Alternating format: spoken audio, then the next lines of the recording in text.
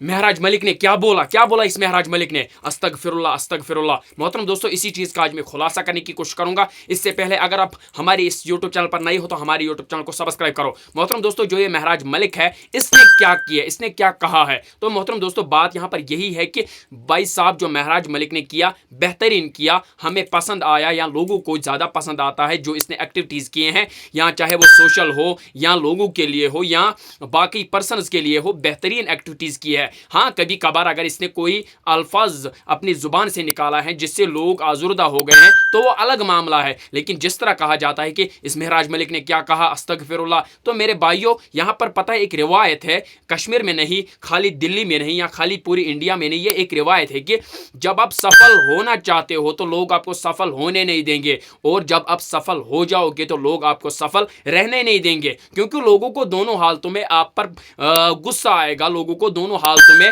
आप पर यह तनकीज और तनकीद करने का मौका चाहिए जिससे वो आपको गिरा सके। इसलिए मैं कह रहा हूं कि लोग आपको सफल होने नहीं देंगे, क्योंकि लोगों को चाहिए कि अगर आप सफल होना चाहते हो तो सफल रहने नहीं देंगे। अगर आप सफल हो जाओगे किसी तरह किसी कारण एवं अगर आप सफल होना हो जाओगे तो लोग आपको सफल अब रहने नहीं देंगे। क्योंकि वो एक मिसाल भी है ना कि एक गांव था जिसमें 100 घर रहा करते थे, तो वहां पर ना उनको चलने की आदत थी, उस गांव में अंधेरा था, उस गांव में रात को लाइट नहीं होती थी, उस गांव में कोई लाइट का कोई साधन नहीं हुआ करता था। तो क्या होता था वहां पर कि सभी लोग जब रात होती थी सभी अंधेरे में चलते थे, सभी को अंधेरे में चलने की आदत थी। तो एक दिन क्या हुआ कि एक पढ़ा लिखा जवान निकला, एक जवान निकल कर एक ये बाजार गया और वहां से एक एंडस लाइट लाया, वहां से एक सोलर लाया। तो जब दिन था, दिन तक तो ठीक था, जो ही शाम डली, जो ही शाम हुई तो बाकी उनके घर में रोशनी थी, बाकी 99 घर जो टाइटैनिक फिश थे उनमें कोई लाइट नहीं थी। तो अब उन्होंने क्या किया कि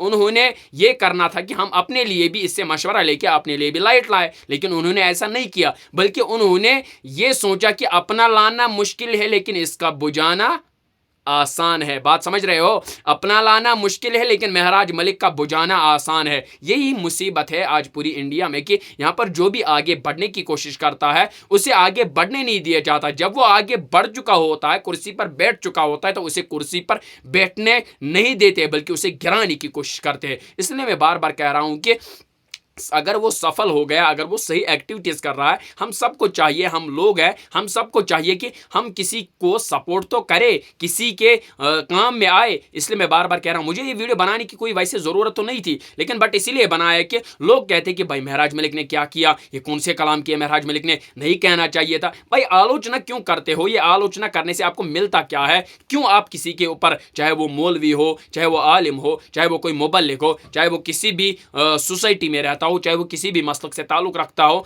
क्यों आप आलोचना करते हो जिससे आगे ये नताइज निकल कर आते हैं, जिससे आगे ये नताइज खुल कर आते हैं कि लोग फिर कमिटमेंट करते हैं, लोग फिर छोड़ देते हैं, भाई कहते हैं कि भाई इनको छोड़ दो, इनको इसी हाल में रहने दो। अगर कोई सही आपके लिए कर रहा है, अगर कोई करना चाहता है तो उसे मौका दो ना, देख लो कि वो सही करेगा तो वेल एंड गुड, ना करेगा सही तो फिर उसको भी जवाब देना पड़ेगा ना, उसको भी जवाब देना पड़ेगा रब के सामने। इसलिए बेहतर यह है कि आलोचना मत कीजिए। अगर कोई सफल हुआ है तो उसके टांगे मत उखाड़ने की कोशिश कीजिए। कोई यूट्यूबर बन रहा है तो तब भी उसके टांगे उखाड़ते हो, कोई आगे बढ़ता है तो उसके टांगे उखाड़ते हो, कोई नई गाड़ी लेता है। क्योंकि कश्मीर में मैं कश्मीर की इस वक्त बात करूंगा कि कश्मीर में एक यही रिवायत भी मौजूद है कि यहाँ पर अगर कोई 3 लाख 12 लाख 14 लाख की गाड़ी लाता है तो वो मजबूर होकर 15 रुपए का चप्पल का एक टुकड़ा उसके पीछे लटकाने को तैयार होता है। जब उसे पूछा जाता है भाई शिरक है क्यों करते हो, तो वो वापस जो जवाब देता है उससे दिल लरजता है। वो वापस कहता है कि भाई सच है, आपने जो कहा बिल्कुल सच है। आपने कहा 15 लाख की गाड़ी लाई,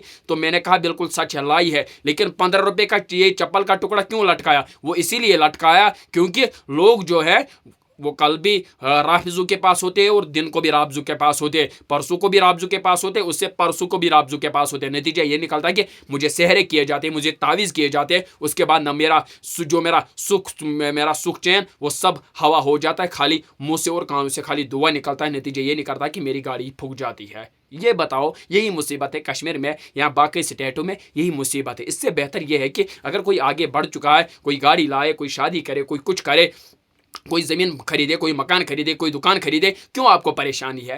आगे आगे आगे अगर कोई आगे बढ़ रहा है तो उसे बढ़ने दो ना। ये जरूरी है कि उसके टांगे आप उखाड़ोगे, नहीं है जरूरी, बल्कि टांगे उखाड़ना बंद कर लो। किसी कोई अगर सफल हो जाता है उसे सफल होने दो, ना कि उसे असफल बना दो, बल्कि उसे सफल रहना बहुत जरूरी है। तब जाके कौम में सुधार आएगा, तब जाके कौम आगे भी बढ़ सकता है। अगर ये वीडियो मोहतरम दोस्तों पसंद आमद, या मैं बताऊंगा कि अगर आपको ये वीडियो पसंद आ चुका होगा तो हमारे इस यूट्यूब चैनल को सब्सक्राइब करो, और इसके साथ साथ अपनी अपनी राय नीचे जरूर पेन बॉक्स में या कमेंट बॉक्स में अपनी अपनी राय ज़रूर देना कि क्या हमने जो कलाम किए ये सही है या गलत है। अस्सलाम वालेकुम वरहमतुल्लाहि वबरकातुहू।